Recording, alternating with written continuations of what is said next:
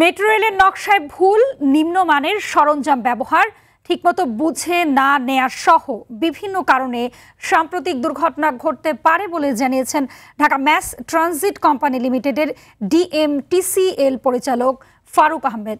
তবে তদন্তের পরই নিশ্চিতভাবে দুর্ঘটনার কারণ জানা যাবে বলেও মন্তব্য করেছেন তিনি।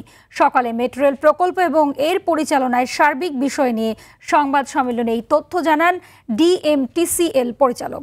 বলেন, গত বছরের ঘটনার পর প্রত্যক্ষ এবং ড্রোনের মাধ্যমে ইন্সপেকশন করা হয়েছে। মেট্রোর 50 বছরের ওয়ারেন্টি থাকায় অসহায়ত্ব প্রকাশ করেন এই কর্মকর্তা। একই সাথে রাজনৈতিক দল সহ যারা পিলারে পোস্টারিং করছেন তাদের সরে আসার আহ্বান করেন ফারুক আহমেদ।